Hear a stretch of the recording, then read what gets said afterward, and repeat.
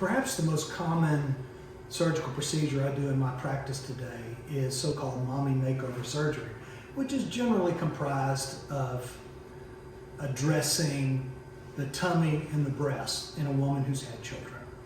And that can mean anything from breast augmentation alone after losing volume or from breastfeeding to augmentation along with a breast lift, or it could just be breast lift alone. And then that is often combined with tummy tuck procedure as well. This is a really gratifying procedure in my practice because it can be so impactful. What I found is that it can really restore a woman's level of confidence in their body. It can give them an opportunity. For instance, I hear very commonly that women are self-conscious about putting a swimsuit on and going to the pool with their children.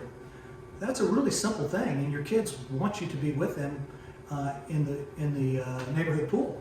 So this is something I found to be very important and impactful after tummy tuck surgery. I really enjoy seeing the restoration of confidence and re-engagement in life's normal routine activities.